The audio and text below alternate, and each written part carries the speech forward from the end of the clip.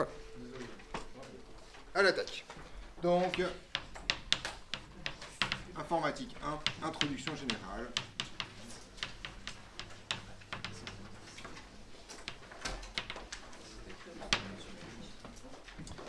Et on va regarder, on va faire un truc qui s'appelle base de l'informatique.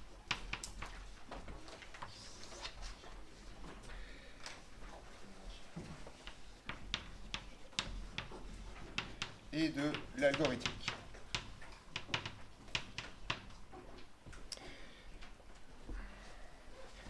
Alors, il y a plein de façons plus ou moins historiques d'aborder ce truc-là.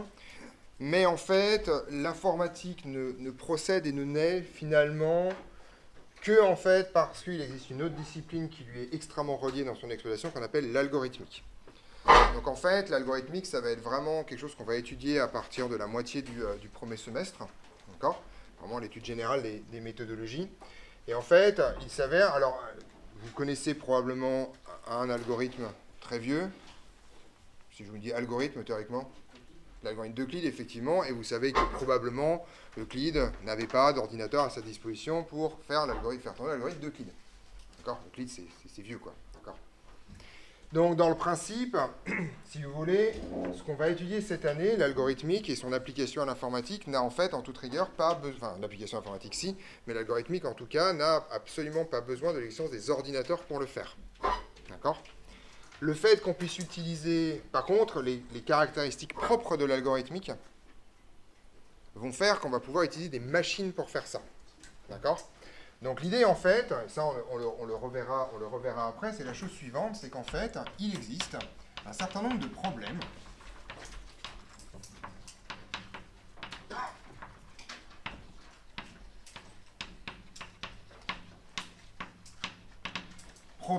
avec tous les guillemets qui s'imposent. C'est une définition extrêmement vaste, ça peut être tout simplement faire quelque chose ou transformer quelque chose, d'accord ? Dont dans les méthodes de résolution sont systématiques. Autrement dit, à chaque fois que vous êtes confronté à ce problème-là, vous savez quoi faire pour le résoudre, d'accord ? Alors encore une fois, le mot problème peut être un problème de maths et vous savez comment ça marche, d'accord ?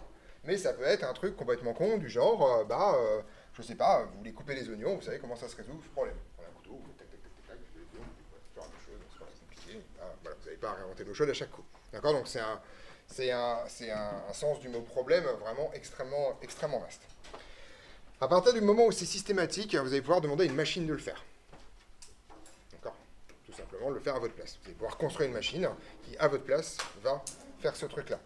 Alors, vous vous en rendez peut-être pas compte, mais ça, c'est quelque chose qui est très nouveau dans l'histoire de l'humanité. D'accord ? Alors, les premières machines industrielles, bien entendu, c'est le 18e, 19e, mais le fait que quasiment l'intégralité de votre existence quotidienne soit remplacée par des machines, d'accord ? À quasiment tous les étages, de la façon dont vous habillez, la façon dont vous préparez votre nourriture, etc., etc. Ça, c'est extrêmement récent. D'accord ? Globalement, mais c'est parce qu'à chaque fois, on se dit, en fait, plutôt que de se faire chier à faire toujours la même chose, on va prendre un robot, on va faire la même chose, et puis ça va être terminé. D'accord ? Donc, en fait, c'est l'algorithmique qui va faire ça. Donc, en fait, alors ces trucs-là, en fait, ces méthodes, globalement, s'appellent des algorithmes. Donc on reverra une définition plus propre quand on fera l'algorithmique, mais c'est exactement ça. C'est-à-dire si vous avez une méthode systématique de résolution d'un problème, c'est un algorithme. Voilà. Donc, alors, petite remarque, le développement de ce qu'on appelle récemment à tort l'intelligence artificielle, à savoir l'auto-apprentissage, tend à montrer que certains nombres pourraient peut-être être remplacés par tous les problèmes. C'est-à-dire que si vous pouvez entraîner une machine pour résoudre des problèmes dont a priori vous ne connaissez pas la méthode de résolution systématique, mais qu'elle va trouver elle-même la façon dont ça se résout, et bien en fait finalement, ça peut marcher, d'accord ? En particulier le fameux test de Turing, qui était un paradigme jusqu'à encore 15 ans, aujourd'hui c'est ridicule, ça fait rigoler tout le monde, quoi. D'accord ? Vous connaissez le test de Turing ? C'est le fait qu'une machine n'est plus une machine quand un être humain ne peut pas la distinguer d'un autre être humain dans une conversation, quoi. Enfin, je veux dire, voilà. vous, ça vous fait marrer, je veux dire. Enfin, vous savez très bien que vous pouvez avoir une conversation avec ChatGPT pendant 5 heures en constatant quand même que la majorité des gens que vous fréquentez sont un peu plus cons. Voilà, voilà, c'est ça le problème. D'accord. Donc voilà. Donc l'idée est la chose suivante. Donc en fait, l'informatique, si je fais une introduction, n'est que le traitement algorithmique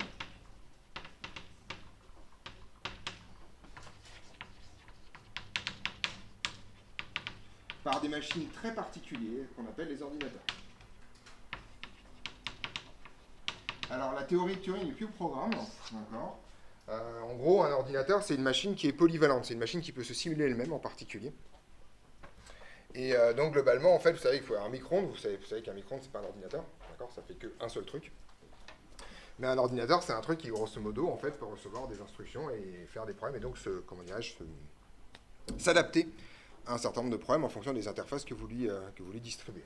D'accord. Donc là, on est parti. Donc en fait, la communication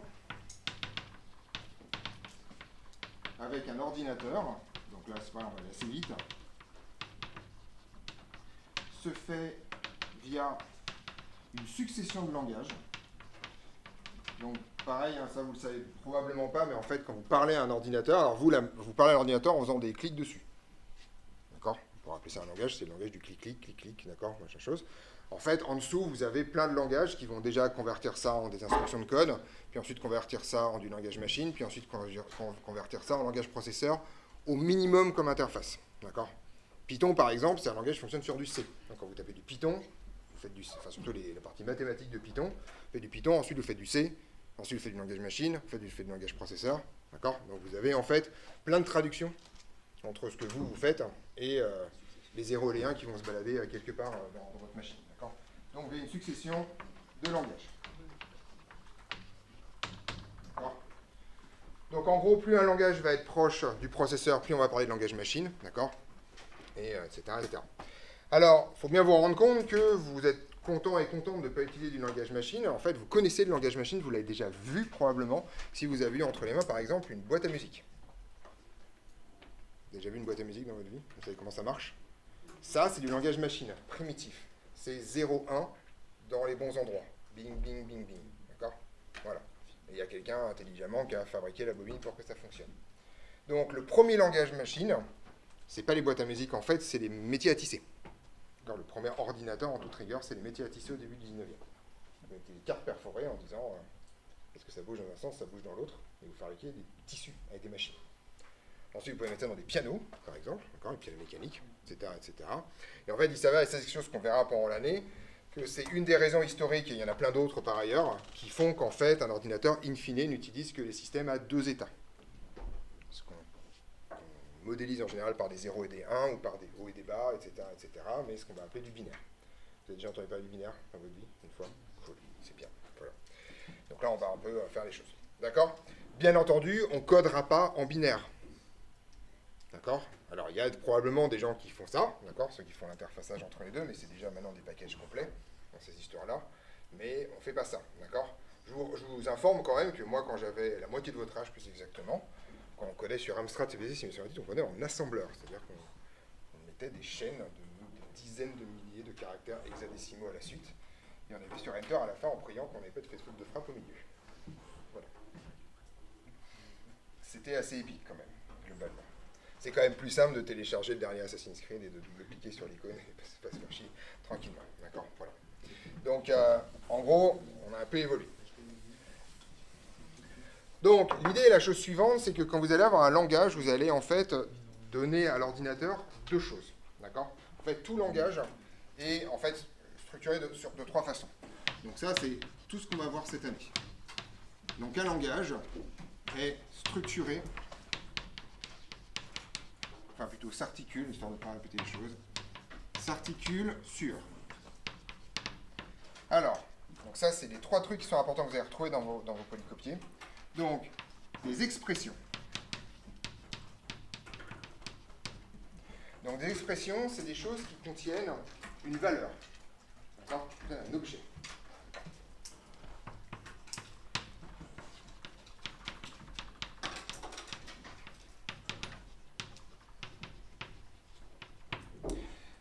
Alors, une expression, alors, on peut avoir des exemples très simples, hein. Par exemple, alors quand je tape de l'informatique, j'utilise le bleu.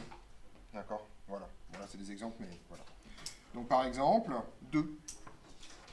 Ça, c'est une expression. Ça contient la valeur 2. Voilà. Vous avez ce truc-là. Bonjour. Je mets des petits guillemets autour ou des petits apostrophes autour. D'accord? Ça, on verra ensemble. Vous le verrez quand vous lirez vos polycopies, ce qu'on appelle une chaîne de caractères.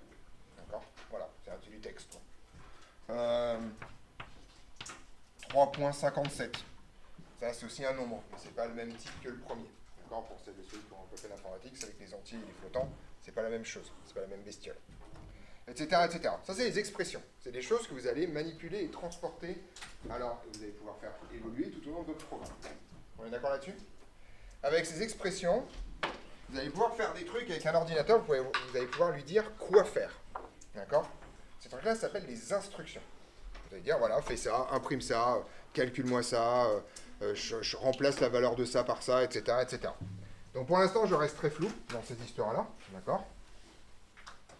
Et donc le deuxième volet de cette histoire, c'est des instructions. Alors les instructions, c'est très très particulier. Les instructions par un ordinateur, elles sont exécutées les unes après les autres, ligne par ligne, d'accord? Donc un ordinateur ne regarde pas tout le truc en disant « Ah bah je vais plutôt faire ça en premier parce que finalement je ne suis pas très motivé pour faire la ligne 3. » Ça ne marche pas comme ça. D'accord? Les instructions, c'est en fait un ensemble d'instructions, comme leur nom l'indique, un ensemble de choses à faire qui sont exécutées les unes après les autres. D'accord? Donc exécutées dans via un ordre successif. Voilà.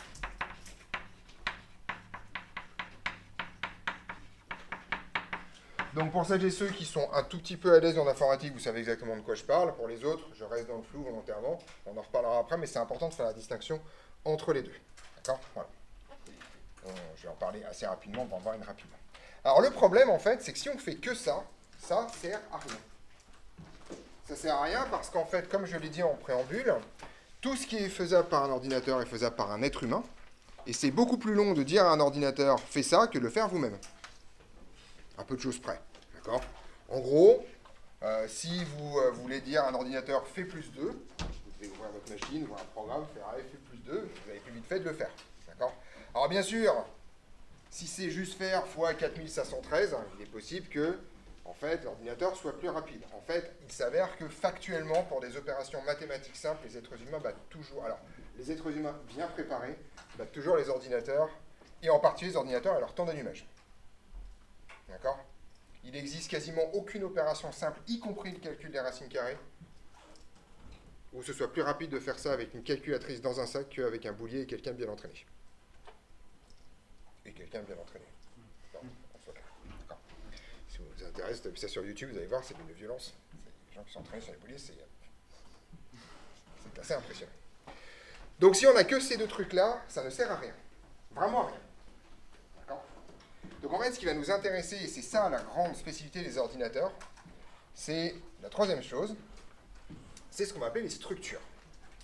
Les structures, c'est ce qui va permettre de faire des trucs répétitifs. C'est-à-dire faire quelque chose tant que le résultat n'est pas atteint, ou faire quelque chose un certain nombre de fois. D'accord? En langage plus courant, ça s'appelle des boucles, ces trucs-là. Et ensuite, il y a une troisième structure qui est de dire, tu le fais que si certaines conditions sont remplies. C'est ce que ça appelle les structures if. Donc en gros, en tout, il y a 3 structures. Tout le reste après, c'est de la déco. Tout est simulable par ça, en tout cas. Voilà. En gros, même le for, en fait, en toute rigueur, est une structure qui sert à rien. Un for, c'est juste un while et un if, où il y a un imbriqué. Non, c'est pas très compliqué. On est d'accord là-dessus? Vous voyez comment ça marche? Et donc le dernier truc, c'est ce qu'on va appeler des structures. Permettant de spécifier donc 2 choses, des répétitions et des conditions. Et si vous avez ça, vous avez fait un truc intéressant. D'accord? Par exemple, typiquement dans le programme projet entre guillemets dont je vous ai parlé tout à l'heure, trouver les 100 prochains vendredi 13, d'accord, a priori. Mais en fait, alors vous savez que c'est accessible à un être humain, ça, hein, d'accord? Vous prenez un calendrier et puis C'est aussi accessible à un être humain si vous n'avez pas de calendrier. C'est ça que je vais vous demander de coder. D'accord? Vous savez que les semaines, ça tourne avec une périodicité de 7, que les années, ça tourne avec une périodicité de temps. D'accord? Puis c'est une bissextile, d'accord? Enfin, ça fait merdique. Ok? Faites tourner ça. Et puis à chaque fois que vous tournez sur un retrait, vous êtes content et vous remplissez. Et vous faites ça tant que vous avez pas 100, quoi. D'accord? Donc, bien, alors par contre, je vous informe quand même que si vous essayez de le faire à la main comme ça va vous prendre vachement de temps. D'accord? Je l'ai fait tourner il n'y a pas longtemps. Enfin, le programme prend 5 minutes à faire. Enfin, pour quelqu'un qui sait bosser, ça prend 5 minutes à faire. À tourner, c'est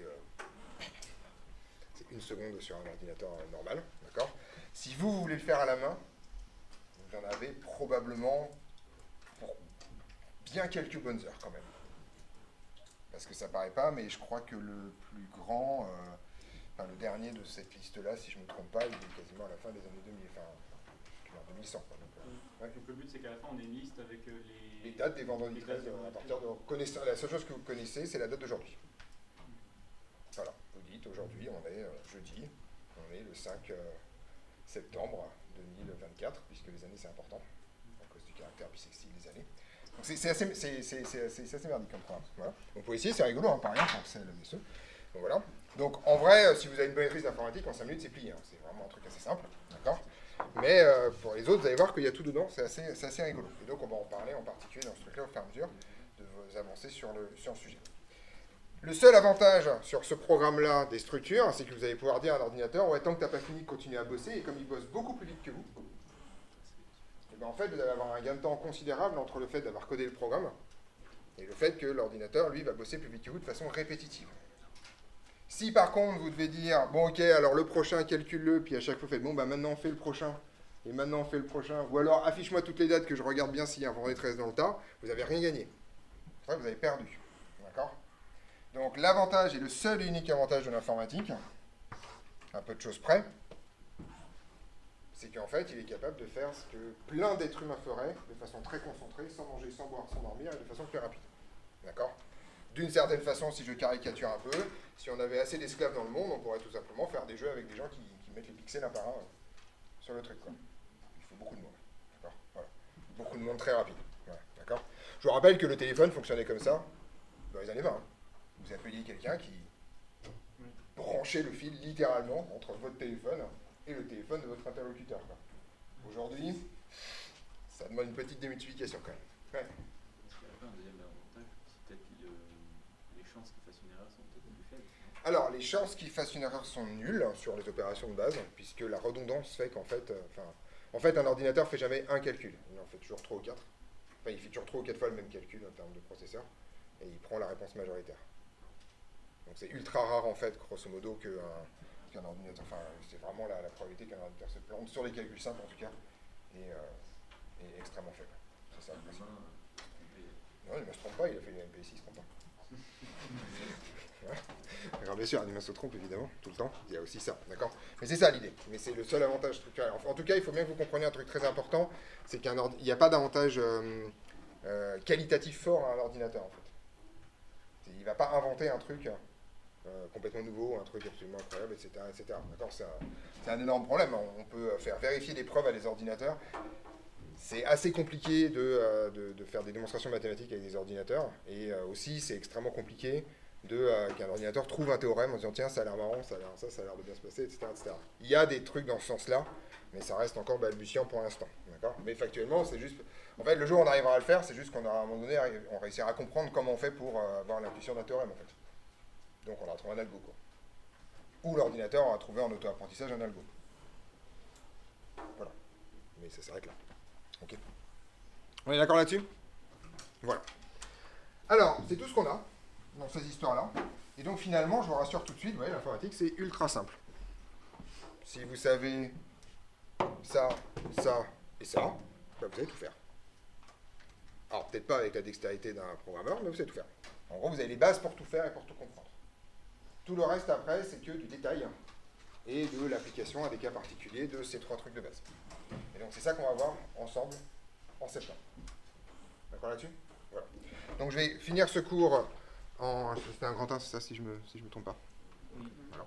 Et donc je vais commencer à parler du truc le plus important en informatique. c'est ce qu'on appelle les variables. D'accord? Donc, qui est effectivement le premier poly que vous êtes censé lire. Donc ça, c'est la base de tout le truc. D'accord? Alors, vous avez déjà, sauf si vous avez des parents particulièrement rares, je suppose que vous avez toutes et tous un jour eu un œuf Kinder entre les mains. C'est bon? Un œuf Kinder. Vous voyez ce que c'est? Ça existe encore? Enfin, je dis ça parce que ça se trouve, ça n'existe plus en fait. Et vous savez, à l'intérieur d'un œuf Kinder, il y a le chocolat, je m'en fous. À l'intérieur, il y a un truc. D'accord? Vous voyez de quoi je parle? Alors, j'en ai commandé, je les ramènerai la semaine prochaine, parce que c'est très parlant cette histoire. Voilà. Donc, en gros, ce dont on va parler aujourd'hui, on va parler d'œuf Kinder. D'accord? Donc, en gros, une variable, c'est comme la petite surprise, plutôt le petit emballage à l'intérieur de votre œuf Kinder. D'accord? C'est une espèce de petite boîte qui a deux caractéristiques. La première, c'est qu'elle a une couleur particulière. Alors, je pense que chez les Kinder, c'est toutes les mêmes. D'accord? C'est un peu triste, hein, d'accord? C'est un peu jaune, d'accord? Donc, ça serait plus marrant s'il y avait des couleurs particulières et on pouvait deviner ce qu'il y avait dedans. Ouais. D'accord? Un peu comme des cartes Pokémon, je sais pas, voilà, un truc assez cool. Voilà. Et vous avez bien sûr un contenu. D'accord? Donc, une variable, ça n'est que ça. Une variable, c'est quelque chose qui, en fait, va contenir une valeur, et la valeur qu'elle contient définit, en fait, ce qu'on appelle son type. C'est bon?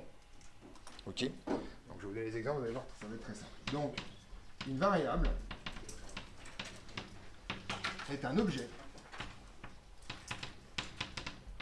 Alors, je vais le faire, alors comme moi je suis un rigoriste, je vais le faire dans le bon sens, d'accord? Un objet muni d'un type,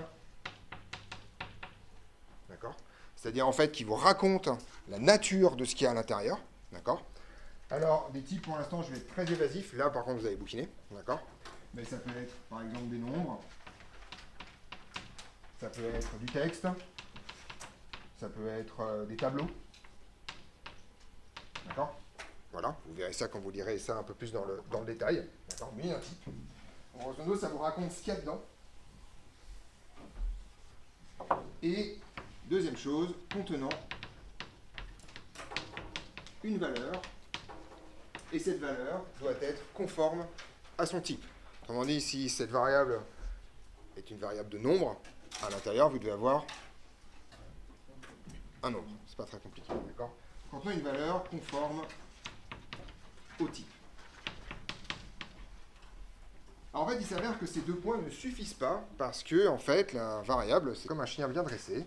Il faut qu'on puisse l'appeler. Et comme on est des gens polis, eh ben, une variable, on l'appelle par son petit nom. D'accord? Donc, elle a un nom. Oui, un nom est désigné par un nom. Voilà. Donc, ce nom est soumis à un certain nombre de règles. Alors, je vais être rigoriste, ça dépend des langages, mais en général, je vais prendre le truc le plus rigoriste qu'on peut faire. Composé uniquement de chiffres, lettres, minuscules ou majuscules, et de ce symbole-là, qu'on appelle le underscore. Voilà. Alors, je vais juste rajouter quelque chose. Alors, lettres minuscules ou majuscules non accentuées. Voilà. Je vais être rigoriste. Donc, à partir de maintenant, en ce qui me concerne avec moi, je vous interdis d'utiliser des accents dans les variables. D'accord? Tout simplement parce que ça fait trop de problèmes d'encodage si jamais vous changez de système. En gros, c'est la porte ouverte aux merdes. Et vous connaissez ce symbole-là? Tout le monde sait comment on le fait sur un clavier? D'accord? Donc ça s'appelle le underscore. Alors il y a une règle de plus, c'est qu'une variable, le nom d'une variable, n'a pas le droit de commencer par un chiffre. Et ne commençant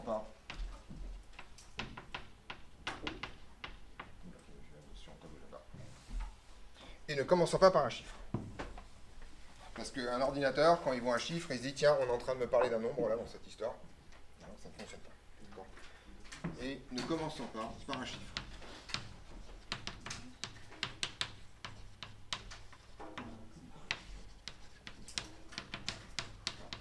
D'accord. Vous pouvez pouvez donc imaginer n'importe quoi, votre nom, votre prénom, Babar, ma variable que j'aime, voilà, etc., etc. Vous constatez qu'il n'y a pas d'espace, vous constatez qu'il n'y a pas de petit tiret, vous constatez qu'il n'y a pas de guillemets, vous constatez qu'il n'y a pas d'apostrophe, qu'il n'y a pas de dièse, qu'il n'y a pas de point-virgule, qu'il n'y a pas de tout ça, d'accord? Grosso modo, ce qu'on appelle les caractères alphanumériques de base, de A à Z, majuscule, minuscule, des chiffres, et vous avez droit au underscore dans cette histoire-là. Oui? Vous avez écrit quoi dans accentué? Non accentué. Minuscule ou majuscule. Voilà. Donc là, j'ai en profité pour faire du programme. Est-ce que vous savez ce que c'est que la casse? D'accord? Donc, quand on dit qu'un truc est minuscule ou majuscule, en fait, on précise ce qu'on appelle la casse. D'accord? Tout simplement parce que, en fait, c'est un raccourci pour le mot caisse, parce qu'avant, dans l'ancienne imprimerie, les majuscules et les minuscules étaient rangés pas dans les mêmes endroits, et pas dans les mêmes casses. D'accord? Donc, en gros, quand vous passez de minuscule à majuscule, vous changez ce qu'on appelle la casse. D'accord? Si je parle de ça un jour. Donc, si je vous dis, par exemple, que les emails sont insensibles à la casse, vous ne le savez peut-être pas, par ailleurs, mais je vous apprends quelque chose. En gros, vous pouvez écrire votre email en minuscule ou en majuscule, ça ne change strictement rien au problème. Voilà, il est insensible à la casse. Par contre, vos mots de passe sont sensibles à la casse, sans toute forme de problème. D'accord? C'est bon? Enfin, les trucs à dire, c'est pas très compliqué. Mais au moins, quand je vous parlerai de sensible à la casse ou insensible à la casse, voilà.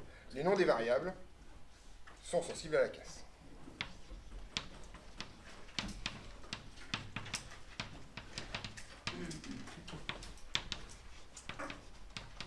Voilà. Ce qui, encore une fois, ne veut pas dire qu'il faut le briser facilement. Ça n'a rien à voir. Alors, Python est un langage qu'on appelle souple. C'est pour ça que je ne l'aime pas. Mais ça, c'est une autre conversation.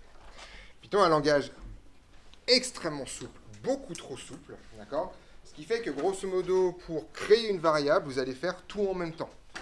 Vous allez dire, tiens, cette variable-là avec son nom, elle vaut 2, par exemple, et donc vous allez dire en même temps que la variable a une valeur, et qu'en plus, elle a le type de la valeur que vous venez de mettre dessus. Ce n'est pas le cas d'autres langages, où vous devez d'abord spécifier le type, avant de spécifier les valeurs qui vont dedans. Et vous-même, vous pouvez spécifier le type sans rentrer aucune valeur, juste, vous prenez la boîte Kinder, mais elle est vide. Et voilà, c'est ça, voilà, vous la gardez, c'est comme ça.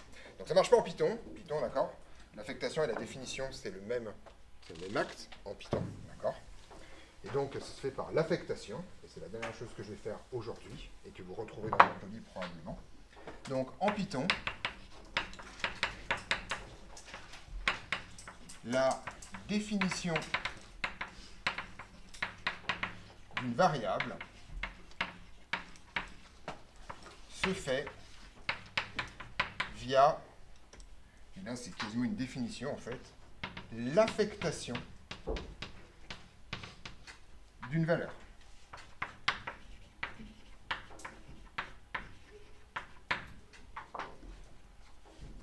Alors comment ça marche l'affectation? Alors, donc là je vais faire dans l'autre sens. Qui n'a jamais croisé ça en Python, l'affectation? Vous avez le droit de lever la main, hein, c'est bon. Donc 3. Donc il y a vraiment parmi vous des gens qui n'ont jamais ouvert un Python de leur vie, ou qui ne savent pas comment ça s'appelle peut-être. Peut-être, c'est peut-être ça, d'accord? Alors je vous montre comment ça marche, d'accord? Donc vous savez, ceux qui n'ont jamais croisé ça, soyez au taquet, soyez attentifs, d'accord? Exemple. Donc je prends le nom d'une variable que je choisis un peu comme je veux. Donne-moi un nom de variable. Ouais. Ouais, alors non, un truc plus simple. Un truc que je puisse écrire facilement. Genre un nom simple. Hein? Je t'ai pas entendu. Physique, ok, physique. Ok, avec une majuscule au début ou pas? Voilà, ok, voilà. Voilà, donc voilà une variable. Ça, moi, je sais écrire facilement. Voilà, donc c'est bien, c'est composé de lettres, pas de problème, etc., etc., d'accord? Vous mettez un égal ici. Et vous mettez une valeur derrière, d'accord? Donc par exemple, on va prendre une valeur universelle. 42. Voilà. Là, ce que vous faites ici, c'est la chose suivante. Donc, alors déjà, ce symbole-là, en Python, c'est un symbole d'affectation. Ce symbole est non symétrique. Autrement dit, contrairement à l'égalité en mathématiques, vous ne pouvez pas inverser les deux. Si vous inversez les deux, ça signifie que vous affectez à 42 la valeur contenue dans la variable physique. D'accord? Ce qui va faire hurler Python parce qu'on ne change pas la valeur des nombres comme ça, juste pour le plaisir. D'accord? C'est la raison pour laquelle une variable va commencer par un chiffre, de manière très générale. D'accord? Donc en gros, en fait, ceci va faire plusieurs choses. La première chose que ça va faire, c'est que ça va créer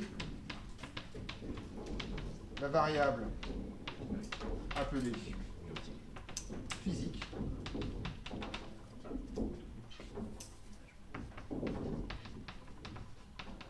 Ça, c'est la première chose que ça va faire. La deuxième chose que ça va faire, c'est que ça va lui donner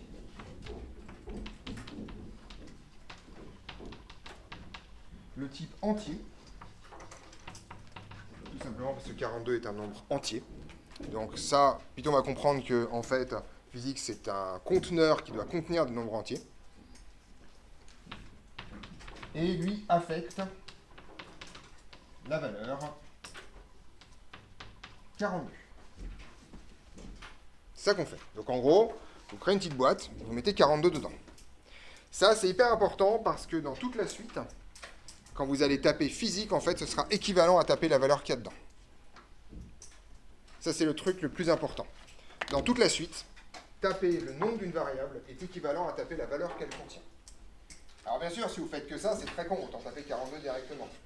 Ce qui va être intéressant, c'est de faire évoluer la valeur qui est à l'intérieur de la variable, d'où le fait que la variable s'appelle une variable. Parce que la valeur qu'il y a à l'intérieur est susceptible de varier au cours de l'exécution du programme. D'accord ? Je termine là-dessus et je vous laisse partir. Enfin, je vous laisse partir la moitié d'entre vous. Voilà. Donc, par la suite, le nom de la variable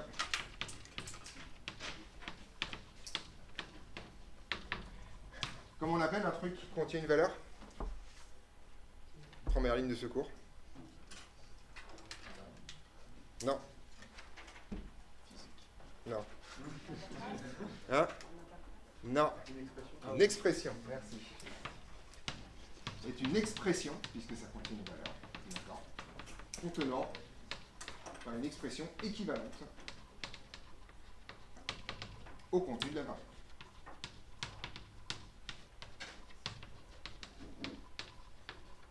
Voilà. Je vous laisse partir. On se voit lundi en TD avec ce truc-là. Vous avez un tout petit peu de travail de lecture à faire sur le sujet.